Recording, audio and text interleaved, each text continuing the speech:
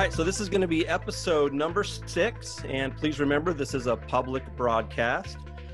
You can also find us at unknownphilosophers.com. I'm Briggs Cunningham, your host tonight, broadcasting from 111 degree Arizona this evening. And I would like to introduce to you guys my brother, my co-host, Cosmo Magliazzi. And before you jump on, I want to congratulate you on your new sign for your new restaurant that you've been working very hard on. So I want to just say that's so awesome. So Cosmo, how are you doing, my brother? Well, welcome. I'd like to welcome everybody for an awesome show. We're just getting more popular as we go. Tonight we have a very special guest with us, a very good personal friend of mine and a brother, Timothy Hogan.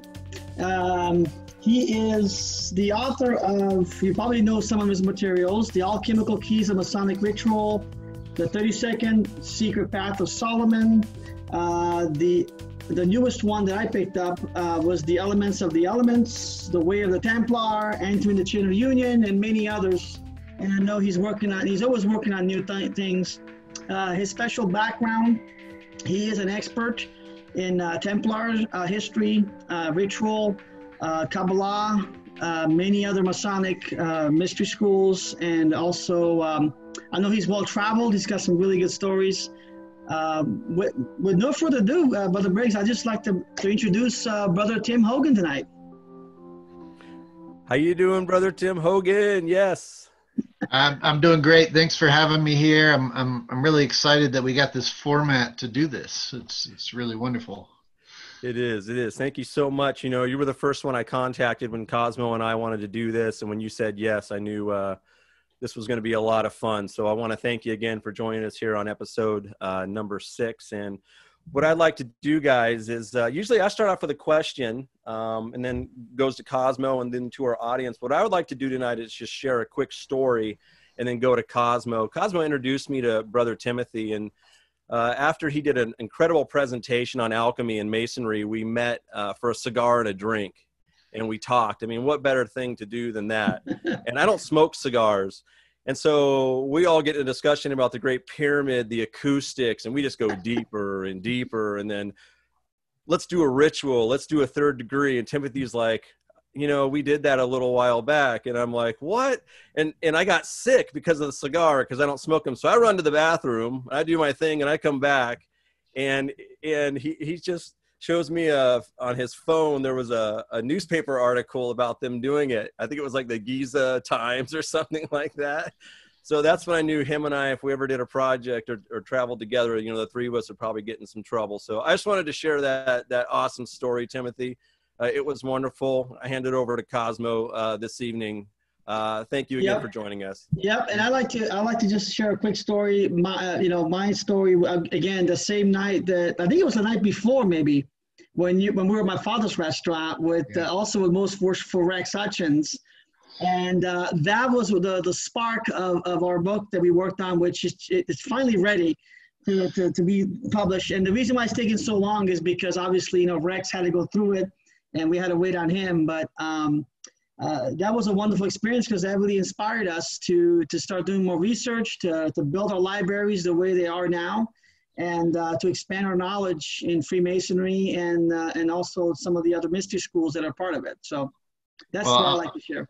I'll tell you real quick, my favorite story about Most Worshipful Brother Rex Hutchins is we spent some time in France together, and we were touring a number of different sites and doing some initiations at some sacred areas there, and some masses and some other things. And anyhow, we were making our way into Carcassonne, and we ended up getting a flat tire in one of the vans. We had 3 vans that were driving to Carcassonne in, and we got a flat tire, and so we had to get everyone out of the van, get them into the other vans, and we had to remove all the luggage and put them on the side of the road. And so Most Worshipful Brother Rex and myself decided to stay with the luggage And then they were going to bring the van back to come pick us up in the luggage, and meanwhile get everybody else up to the castle at Carcassonne. So meanwhile, Rex and I are sitting out there on all this luggage by the side of the road in France, and all these people were driving by, and they thought we were traveling gypsies, and so they were yelling out their windows, "Je déteste," at us, and because we just looked like we'd been traveling for days, and Rex had his long hair, and it was pretty ridiculous, but eventually we managed to get to the castle, and things worked out really well. That's awesome. It's my favorite memory with Rex, as we people thought we were gypsies, on the side of the road. I can see Rex too. I can picture it. No, he loved it. He was studying the fauna, that was out there, and the flora, and Oh, for sure. Yeah. So it was great. That's awesome. Yeah. Cosmo, what kind of question you have to start us off tonight? Well, since we haven't really seen a lot of Brother Tim lately. I know he's been posting things on Facebook here and there, little pieces of nuggets of wisdom. Brother Tim, do you have anything that you're working on right now that you would like to share, like some new discovery, some new expansion of maybe some of your research that you thought it was interesting? I've been my most recent book was Elements of the Elements. Actually, I should take that back. I published another book after that called Thoughts from Meditations, which is more just, it was basically exactly as it sounds, thoughts I've had from meditations. But as from a research standpoint, I'm really fascinated with early Rosicrucian movements that were taking place in both Germany and England. There's a whole lot of history that is really not been published by hardly anybody. It's kind of alluded to, in particular, the whole movement of what was happening in places like Tübingen in the late 1500s, and there was an underground Templar group known as the Militia Crucifera Evangelica that published a book called the Neometria, which just means measurement of the temple, and it was published in 1598. And it describes all of the Kabbalistic, alchemical, and Gnostic meanings behind the descriptions of King Solomon's temple. That's incredible. And it's an almost 2,000-page book. It's never been published in English. And it's I've looked at I've had the good fortune to travel to Tübingen.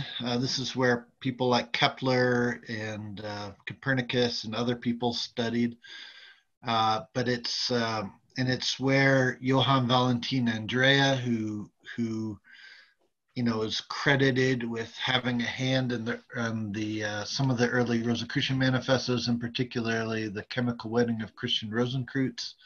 It's where he went to school, and anyhow, that whole history is there. It's really fascinating, and they still have these documents there at the university there at the Stift, which is like a religious school in Tübingen.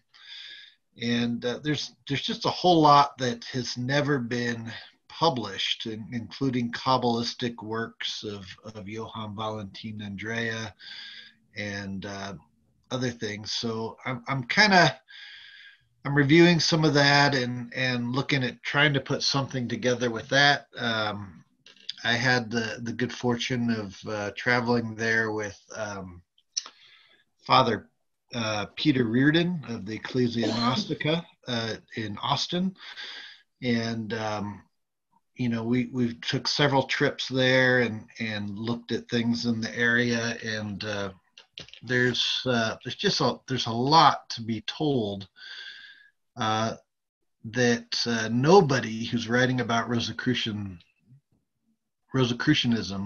is even touching on at this time. Mm. So that's one of the things I'm looking into, as well as some of the early, one of the members of the Militia Crucifera Evangelica, the Grand Master of it at the time was Frederick, who was the Duke of Württemberg, the region of Württemberg in Germany. But one of the other members of the Militia Crucifera Evangelica at the time was Queen Elizabeth I. And if you know your esoteric history, you know that Francis Bacon was secretly her son. And a lot of the Shakespeare plays and other things were written by Bacon and others to get certain ideas out. And there's a reason why Queen Elizabeth would attend those Shakespeare performances, because her son was one of the main movers behind what was going on there. So it's a very fascinating history, and it's one that a number of people touch on, but there's kind of a debate between the whether Rosicrucianism started in England or whether it started in Germany, when in fact, they were working with each other. The people, like Francis Bacon knew Johann Valentin Andrea, and they did stuff together. So it's a fascinating history, and it's one that I think needs to be developed further, and a number of source documents need to be brought forward that just haven't been, nobody's written about yet. So that's one of the things I'm looking at the moment. What's amazing, Cosmo, is clairvoyantly, Tim just summed up the last 3 shows. Because everything you said, we had the experts on, and they echoed everything that you said. How do we get from the Templar to the Rosicrucian, or the Templar to the Freemason? Yeah. So what happened was, when the Templar order was suppressed in 1307, and then was officially declared disbanded from Roman Catholic patronage by 1314, when Jacques de Molay was burnt at the stake. The order had gone completely underground at that point. I mean, and it had still continued to exist in different forms in different areas. There were Templars in Scotland and Ireland and in Portugal. There were Templars that went back down to places like Egypt, and there were Templars that had went ahead and went back over to the New World, to the Americas. And all of the Templars continued to operate and do their mission, even if they were separated, and it wasn't as easy to to be in contact with each other. There wasn't as much of a central authority.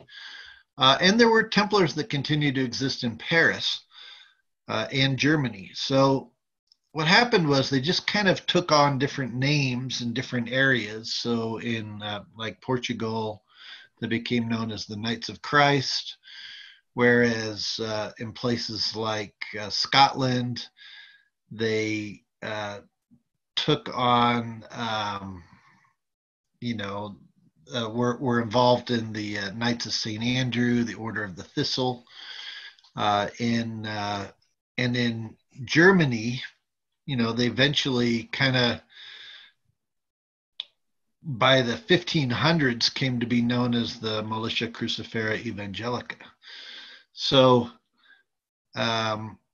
by the late 1500s, early 1600s, this is where Rosicrucian movements officially under that name started to be developed. And it was really this idea, this Rosicrucian idea had been in Templarism from the very beginning. In fact,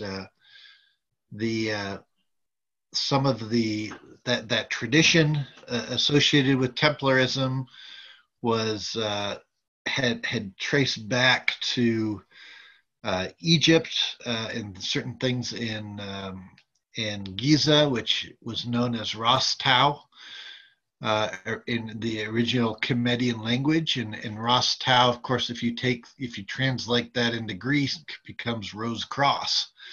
So Giza was known as Ras Tau or Rose Cross, and then the Templars and their associations with groups like the Druze, the Tawhid Mohidun, and some Sufi traditions that were developing, and the Sabaeans, they were developing alchemical elixirs, which they specifically called the Rose Cross or elixir, and in fact, a remnant of which was buried in St. Paul's Cathedral, and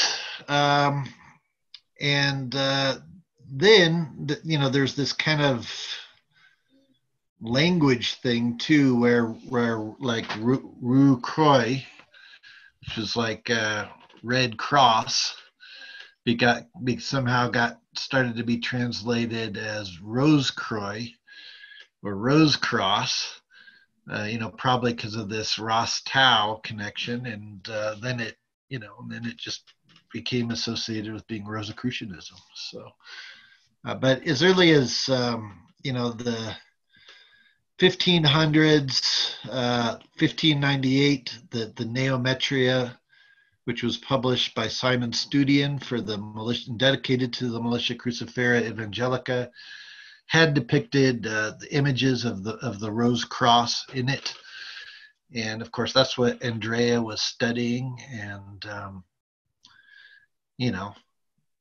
as well as Bacon. So they just kind of developed it from there. So that's awesome. Do you think that also maybe some of the Templars, after the Crusades, because they had the secrets to the cathedral building, could they have turned into the stonemasons?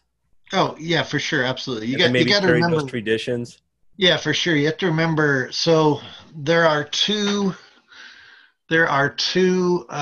building groups that exist to this day that are known as factions of the companions who built the Gothic cathedrals. One is known as the Children of the Master Jacques, and the other is known as the Children of Solomon. And both of these stonemason guilds that are operative stonemason guilds, both of them say that their origins were that they were the original building force of the Knights Templar. So the Children of the Master Jacques was just Jacques de Molay, and the Children of Solomon came from Children of the Poor Knights of Christ of the Temple of Solomon, which was the Templars. So both of these groups that were associated with the companions were Templars, and the Templars, as early as the early 1200s, the Templar rule specifies that there were the only Templars that were allowed to wear white leather gloves within the Templar order were the Templar priests and the Templar stonemasons, because the Templars had built over 1,000 Gothic type structures, including cathedrals, across Europe between 1118 and 1307. So, I mean, they had a massive building force, and most people, when they think of the Templars, they think of them as just knights. But in fact, they had farmers, that were in charge of growing the food that was to be given to all the the Templars as they were moving. They had ship captains, they had bankers, they had clerics, and they had stonemasons. So it was very easy for, of course, the Masonic, there's certain Masonic traditions that have suggested that when the Templars were suppressed, they just turned in their lambskin tunics for lambskin aprons and, disguised themselves as stonemasons because it was very, very easy for them to do. And that this was really the origin of within Freemasonry. And I should say, I know I'm kind of rambling a little bit. Oh no, it's great. But I just want to emphasize this, that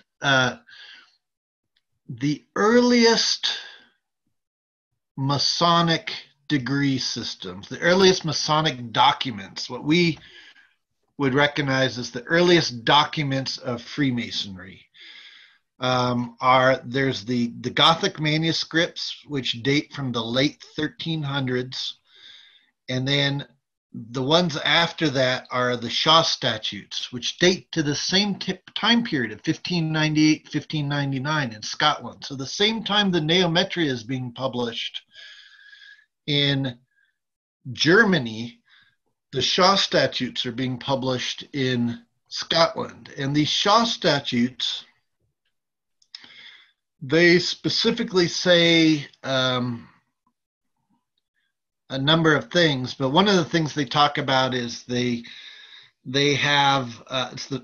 mention penalties, Masonic penalties that we find that were associated with specific parts of the body that are still utilized within Freemasonry to this day, and that these specifically had alchemical meaning as early as 1598. So we know that they were already doing symbolic associations. And there's also talk of a master's grip. And it doesn't say what that master's grip is, but it should be pointed out that the only the current master's grip that you find within Freemasonry today, and the password, or the master's word that is associated in Freemasonry, is also found amongst one other group in the Middle East. And this is the Tawhid Mohadun, or the Druze. And you need to explain to me how there's this group that you find in Lebanon and Palestine and Egypt and Syria that is passing on these alchemical secrets and has an initiation structure. How is it that they have the exact same grip and the exact same master's word that they use that is also found up in Scotland, in the late 1500s? And the only people that were traveling between the Middle East and Scotland regularly during that time who had associations with both were the Templars.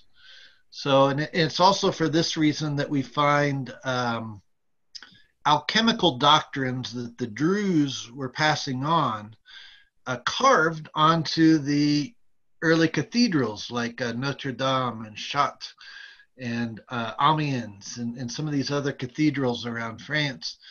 They have carved alchemical operations which just weren't being published at the time. They weren't on books. They weren't. There were people like Roger Bacon who were looking at alchemical substances as he was developing gunpowder and things like that. But the fact that they are outlined specifically on these cathedrals means that. And the only people that were translating Greek and Roman alchemical texts at the time were the Druze. the Tawhid Mohadun Druze in the Middle East. So, I mean, the only group that had association with both were the Templars. So, in my opinion, you can draw a pretty straight line, and all you have to do is look at the evidence, and it's there. I mean, and for that matter, I mean, you look at those cathedrals, all the Mason marks. If you go to Strasbourg, in near the border of Germany, in France, at the Alsatia region, kind of near the Alsatia region, that cathedral has a monument to the stonemasons who built the cathedrals. And on that monument, it has every single Mason mark that has ever been found on any of the cathedrals. Wow. And I would say, not exaggerating, 90% of those Mason marks we also find as the symbols for different alchemical substances and operations, only a couple, like 100 years later. So there was clearly a direct connection there. So. Yeah, they met at the Little Sophia, but I learned that from you, Cake Cosmo. My mind is now blown, man. What do you got? I'd like to add something to this, Brother Tim. We're going to have Bob Cooper on here on the show later on this year, I believe. I was in Scotland a couple times. The first time was in 2017. I went back last year, and I got to spend a lot of time with worshipful brother Jeffrey Spence, who he lives like literally like half a mile from Rosslyn Chapel. That's his town. He was born, raised there. He's a past master of Rosslyn. And, he believes, in fact, he showed us evidence. I mean, he did his slideshow. We had about 20 members from our lodge here came out and visited last year. They were all stunned when he showed them the correlation between the chapel and the Templars and how Masonry developed. Just exactly as you described it. I mean, there's marks on the walls. You can see them. A lot of them are fading away. I took a lot of beautiful photos of that. But Bob Cooper, on the other hand, he writes this book, The Rosslyn Hoax. Right. And he's using the Shaw statue, to basically discard the whole thing, I know. I love Bob, and I love his writing, but he tends to come from this opinion of, oh, well, there's no real evidence that the Templars were involved in Rosslyn Chapel. I will tell you what the evidence is, and nobody can disprove this. There are, in Rosslyn Chapel, there are these cubes that have these geometric designs on them that are above these angels that are playing instruments. Yeah. And what we know now is that those designs that are being depicted are somatic music designs, and what somatics is it's like if you take a drum and you sprinkle sand on it and you play an instrument under the drum, the vibration that goes through that drum causes a vibration on the surface of the drum, and it causes the sand to organize itself into geometric patterns, right? Yep. Supposedly this was something that wasn't even discovered until the late 1800s, and yet here it is depicted at Rosslyn Chapel, and we know that's what they were trying to depict because the angels are playing particular notes, and if we play those notes, with a drum above it with the sand will organize itself according to the exact same symbol that we find on those cubes in Rosslyn Chapel. Well, the only other place, so here we have Rosslyn Chapel, which was completed, was largely completed by 1420. All right, and in it not only is these designs, but there's also flora. There's like 30 different types of flowers that are carved there that you can only find in the New World. So this is before Columbus. But going back to these cubes, the only other place in the world where we find these semantic music designs is at the former Templar commandery in Istanbul. It's carved on the ceilings of that cathedral, of that particular building in Istanbul, which was of course Constantinople back then. But it's but the fact that the only two places that we can find it dating back that period is the former Templar commandery in Istanbul and in Roslin Chapel. The odds are that there was a Templar influence on Roslin Chapel. Yeah, the good news is that Jeffrey and I are working on some research. He's got the research. He's sending me things, bits and pieces, and I'm going to help him put together a document. Hopefully, maybe we'll probably consult with you for some help on that once we get to it. So, yeah, I'd be happy to. Anything. Yeah. You know, and it's interesting. A lot of us still have some of those family stories, right? Some of us are leftovers. You know, we've talked about it in my family for many years, and you and I have talked about it quite a bit, Timothy. And you know, there's gravestones in Scotland with our name on it that have some interesting symbols on them, and our shield. And then my dad did his DNA and came back French and Portuguese, and we're like, what? Yeah. You know, so I mean, a lot of us have some history digging to do as well, and we're very fortunate to have you as a source to go to. Cosmo, do you have any more questions, or should we open it up to our guests? I think it's a good time to open up to the guests and have them chime in and see what kind of questions they bring up. Awesome. All right, guys. What we usually do is you can raise your hand in the little box thing, but also, you know, everybody here is really polite. So if you have a question, just unmic and pop in and ask your question, and it usually works out pretty good there. So we'll try that at first. So please, any questions, deep questions too. This is Unknown Philosophers, so we like to do a little deep diving here. All right, here we go. Hello. My name is Glenn, as you can see by the box. Can you hear me?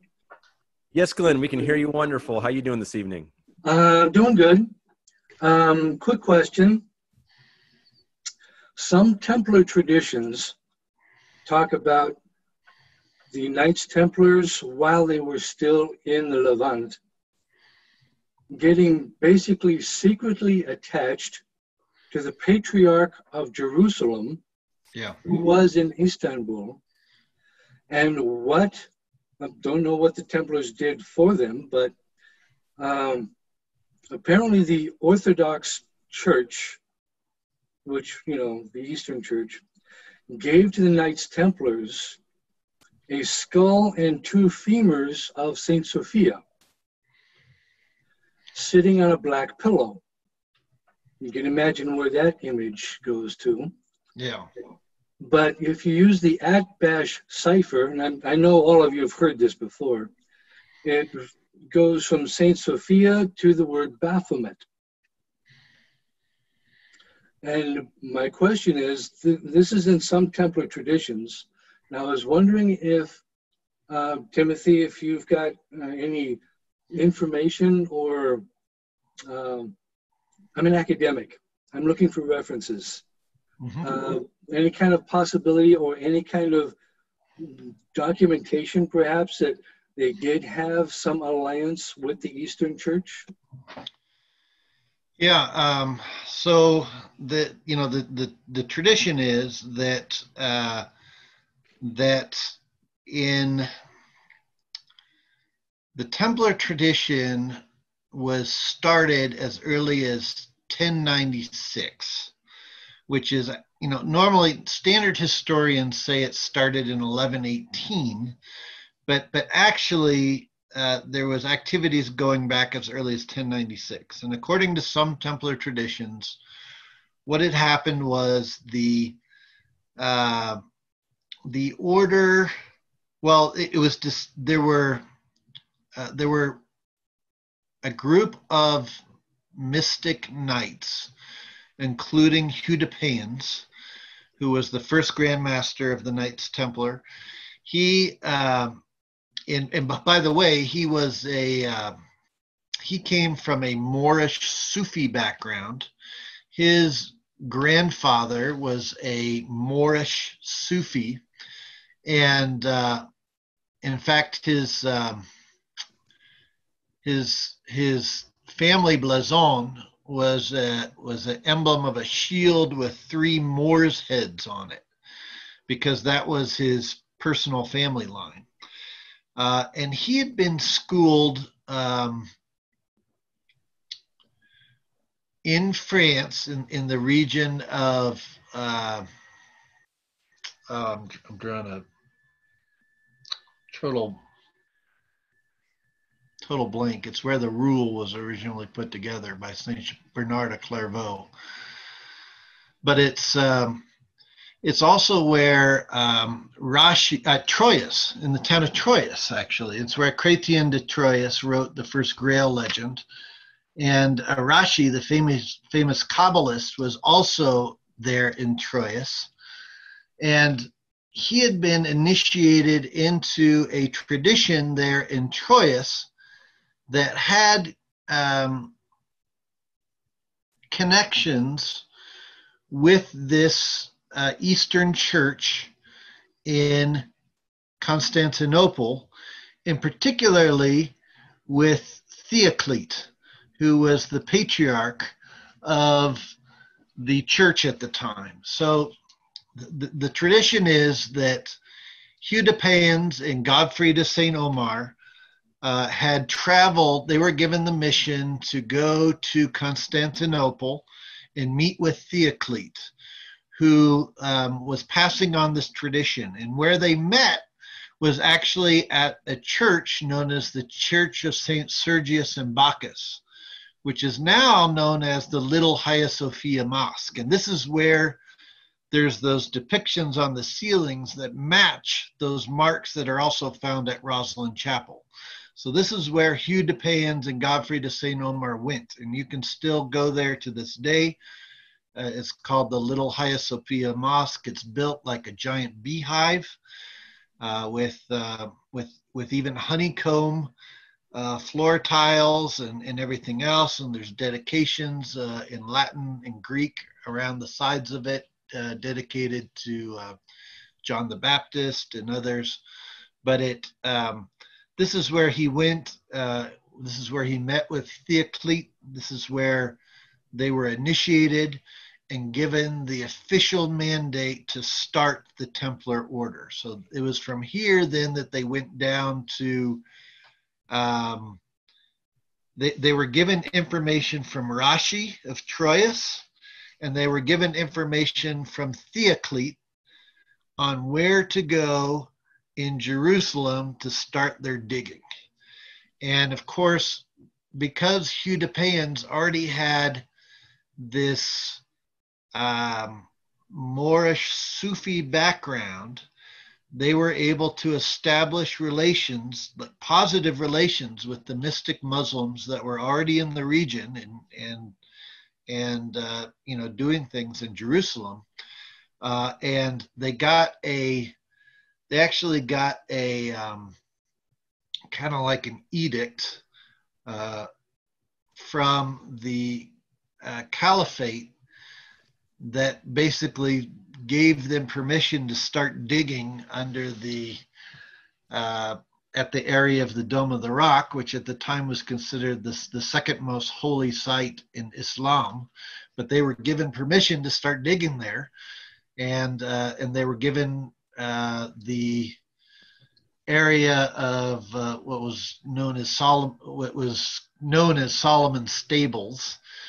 And this is where they started their digging, and then the rest is there's all kinds of stories about what they were finding, but artifacts and documents and even tombs, but there was definitely that early connection with Theoclete, according to many Templar traditions. including, by the way, to this day, the Apostolic Johannite Church, which is a Gnostic lineage. In their church narrative that they give at every single service, to this day, they continue to tell the narrative of how Heredom was initiated by Theocles, who was the patriarch of the Eastern Church at the time. So, yep. What an incredible question to get us started. Thank you so much, Glenn. Yeah.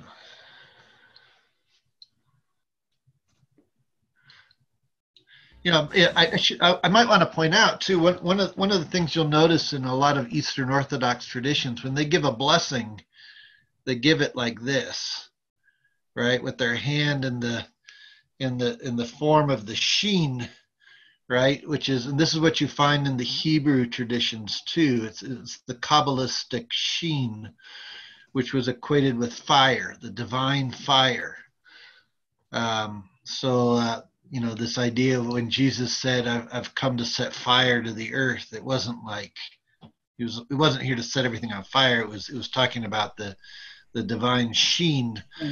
And that's actually where Leonard Nimoy got the movement for Star Trek. That's exactly right. Yeah, that's exactly right. I will say that there are certain grips within Freemasonry to this day that you can't give without putting your hand in this shape, which is the shape of the sheen. And within the Sufi tradition, within many Sufi traditions actually, this is called the star sign, and it's given over the chest, and it's it's used in the same manner that that you find the Druze using it, the Tawhid Mohadun Druze, and you also find it within Freemasonry and some other traditions. So it's one of those signatures that you find within the Templar tradition. And by the way, the other place, there are two other places that I've seen it in my personal travels, which I was blown away. I couldn't believe it when I saw it. One is I was meeting with certain Mayan tribes down in the Yucatan who have rituals that are nearly identical to certain rituals that are practiced within certain Templar traditions to this day and within Freemasonry. And they use this sign. And then also the Hopi, the tribe down in Arizona, they have a grip where they also use this to make a grip. And they say it was the grip that was given to all the races of men before they were divided up and before the Hopi came to Turtle Island. And that they said that, there'll come a time in the future where, everyone's able to come back together and they're able to give this grip, and then they'll know that they're brothers, and that's within the Hopi tradition. So you find it in a number of different places.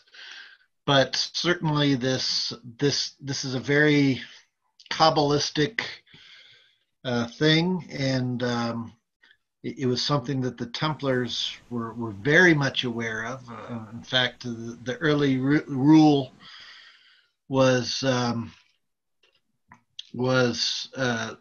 composed of 72 sections, each of which was said to correspond to one of the 72 Kabbalistic names of God. And of course, they got that from Rashi of Troyes. And by the way, Heredom was also married to Catherine de St. Clair, who was the cousin of Chrétien de Troyes, who wrote the very first Grail legend. Wow. So there's that very direct connection there too. So Glenn's got a follow up. Back in 1975, I was one of Dr. Henry Kissinger's Marines. I was stationed in a little town called Rabat. And from Rabat, you take a train down to Fez and Marrakesh. I stuck my nose in the wrong place. I ended up taking the Shahada and becoming a Naqshbandi Sufi of the Naqshbandiya. Yep. And this thing here is often collapsed and put up here, but it's hidden under the beard because Muslims have to have a beard. And it's hidden under the beard. But there's also a reminiscence to some Masonic do-guards. Yes. You'll find it, the relation is quite remarkable. But also they use this because in the right hand it is Shaddai, the left hand it is Shekinah. They mirror each other. It's the masculine and feminine face of God, if you will. Yeah. But in the Naqshbandi tradition, energy flows, chi, prana, I wrote a paper called the egg exercise that covers a little bit of this, but they would take both of the hands like this. The thumb would go into the ear, right? And then these two fingers, the forehead, and these two up here. Right. Both hands. And that was a form of silent dhikr, in which you breathe and you move with your hands this way, and you can feel the energy after doing like the star exercise, which Martinism used to teach. Yeah. After you've opened up the 5 points, then you start doing these things to open up certain centers. Does that make sense? Yeah. Yes, completely right on. Jason Brock, what do you got, my brother? Yes, interesting. Out of my own personal life, I belong to Phi Sigma Kappa fraternity, right? It's a Greek fraternity. I joined when I was in college. And you would take your hand like this, and you would put it at your Adam's apple. Wow. And this, you would identify where your pledge pin was placed, or where your member pin was placed if you were wearing a shirt instead of a jacket. Yeah. Interesting, huh? Yeah, I met with, I guess about maybe in about 2010 or so. I met with Sheikh Nazim Kabrisi, who was the Grand Master of the Sufi in Cyprus. And one of the first, things that we did to recognize each other was this, this sign, because it's still being used by a number of traditions that are all linked and that the Templars were connected with. So it's and of course a lot of these modern fraternities, I say modern, most of them were developed after the Civil War, and it was what happened was as people were coming home, from the Civil War, there was a need for this, and there were certain leaders that were coming from different esoteric organizations or Masonic organizations, and they developed these college fraternities and the signs and the rituals and so on with them. So there's a number of college fraternities that do have elements of this in there. Yeah. Mine was formed in 1812 and had a Masonic background. Yeah. Yeah. So this makes more sense now. For sure. Yeah, for sure. Yeah. Awesome, Jason. How about Renee? You had a question there. Oh, yes. Hey, hi, Tim. How's that? Hey, good to see you, brother. You too, brother. I have a question for you. I could be wrong, but just a quick question. You said something where it was very interesting about Hugh de Payan with the three faces, with the three heads. If I'm mistaken, I believe that one of the Templars, when they were court, they were said that they were worshiping a three head. And I believe Johann Andreas, the first image that he ever published, the first square and compass, on the bottom there is a 3 head there. Am I correct? Yeah, that's right. That's right. That's correct. Okay. Yeah. Yes. Yeah, it was a bust with 3 heads. Yeah, Johann Valentin Andrea. Yeah. He did. Yeah, he did. He did publish that on his. I can't remember the. I think it was his. I can't remember the exact name of the book, but yeah, it was one of his early books. I think it was called Christiana, something like that. Yeah. Something like that. Yeah, something like that.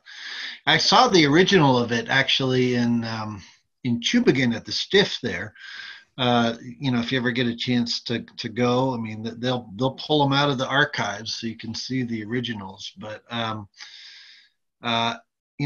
interestingly, from a Kabbalistic perspective, the Kabbalistic tree was also said to be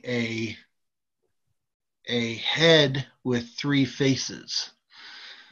Because of the different levels on it. So this was probably the origin of the 3-faced idol that the Templars were accused of worshiping.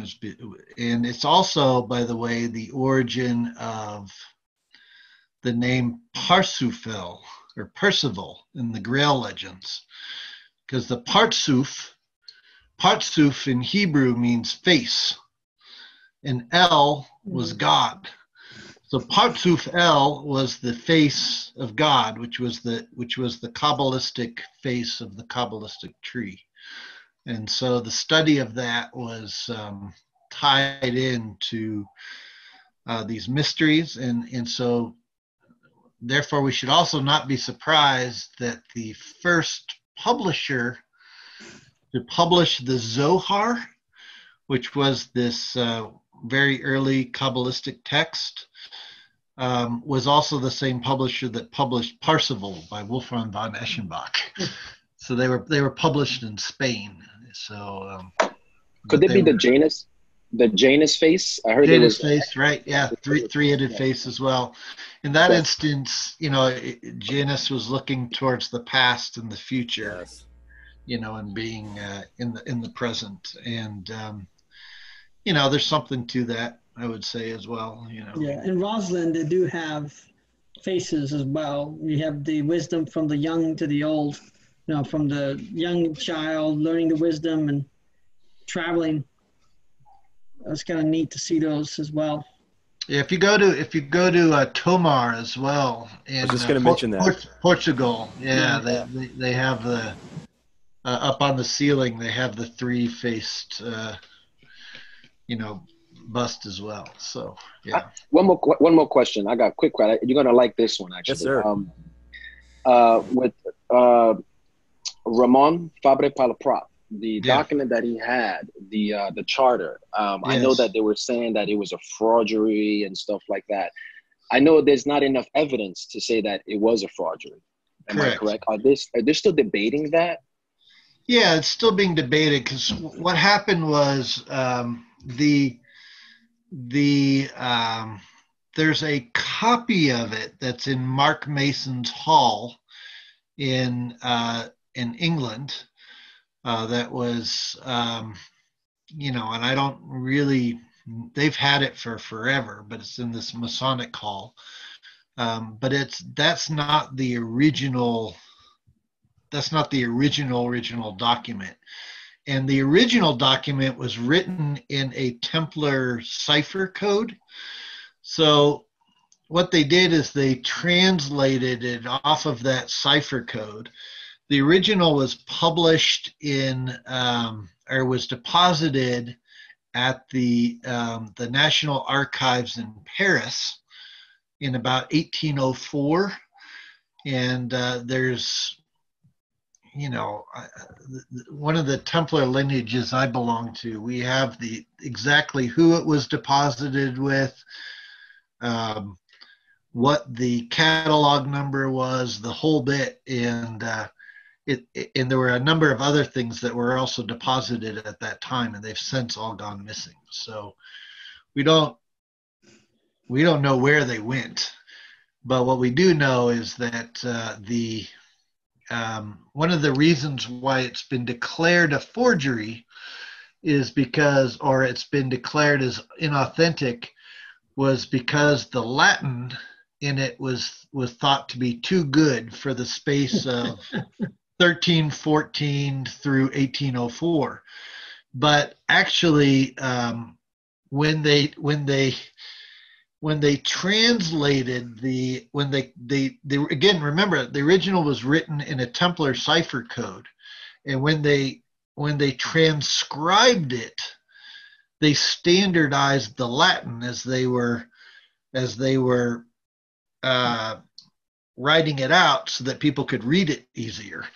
And then that became the thing that people were going off of. So they said, well, it's clearly a forgery because the Latin's too good, but actually the transcriber is the one who standardized the Latin. So that reason for not accepting it as legitimate doesn't really hold up. Yeah. Wow. Hey guys, and I should point out too that that even if we accept that particular charter was written in the late 1700s, or some people say it was created in the late 1700s. On that particular document, it talks about it actually kind of chastises the Templars who left Paris and took off for Scotland. And the evidence that proves that happened wasn't even proven until within the last 40 years. So, there weren't any Masonic degrees going back during that time that were talking about that. So it's interesting that, that mentions it, and which is another one of these things that seems to suggest it's legitimate. That's awesome. Oh, man. Wow, Cosmo. Again, this is, the other shows, I'm going to have to go back and watch this one 100 times. And oh, my goodness. We're at the top of our hour, but, Timothy, you're such a popular guest here. You have a ton of fans out there. Maybe we'll let one more question in there, and then we'll go ahead and close the show. And then also, Timothy, we've got a couple of people on Facebook asking about maybe we'll do that first, get one more question. What is Templar Collegia? Oh, sure. So the Templar Collegia is it's a Templar school that was created. It's had a number of different incarnations over the decades, but it's basically a Templar school where Templars have pooled together research that they feel is, the most fundamental things you need to know in order to become a Knight Templar. And so if anyone the way it works is you can go to www.templarcollegia.com, I think it is, or .org. Just Google Templar Collegia, you'll find it. The website, the web page. If you apply, you have to answer some questions, and there's a mild dues that just covers your study materials that are sent to you, which is a hardback books, and in these books are what we believe are the fundamental things that every Templar should know, prior to initiation. And then as you're in it, we also introduce various initiations, initiate people into various strains of Templar tradition, including Martinist work, and then the hope is, if you stick with it, then you're knighted into the Order of the Temple of Secret Initiates, and that Templar lineage, and where there's, we have commanderies and preceptories around the world where there are private teachings, but it's more, you're expected to become more of a leader within the esoteric community and go and empower other organizations within the Templar tradition, like Freemasonry or Rosicrucian groups, or other groups like that. So, and interesting enough, I've checked it out. It's growing pretty fast. You guys, it's growing really quick. How about one more question for someone in our Zoom room? If you want to jump in, if you've got anything you'd like to ask Brother Timothy here. Briggs, this is Doug Barnard. Yes, Douglas, how are you doing this evening? Good to see you. You too. I immediately, of course, went on Templar Collegia, and it is .org, and it's you have to send an inquiry to templarcollegia@gmail.com. So I guess that gets to you eventually. Yeah, what happens is we actually have leadership within the order, and they screen all those. If there's any question or whatever, they bring it to my attention. So what do you want to see in the email? Do you want to just Well, we're mostly just looking at it. We want to know what your background is. I mean, if you've already been initiated into different tradition, like Freemasonry or Rosicrucianism or Fraternity of Hidden Light or anything like that. We like to know what your background is and what types of things you're interested in studying and why you're interested in participating with us. And it's not really for beginners then. No, we have, pretty much everybody who joins it is already an initiate within something. They've already been initiated into something, whether it be Freemasonry or something else. But is the Master Mason, is that, or Scots yeah, Rite? for sure. Yeah, absolutely. Yeah. Completely. Most of our members are Masons. Not all of them, but most of them are. And we have, we do have members all over the world, just about everywhere you can think. And we're in affiliation. We work with other underground Templar traditions that exist all over the world, and we're all committed to the same work. So. One other thing, Briggs, if I could, and quickly, Tim, you said that there was a book earlier in your comments that it sounded like an extremely important book, and that it had never been translated. Oh yeah, the Neometria. Yeah, Neometria. So what's the? Where do you see that being translated in the future? Is that one of your projects?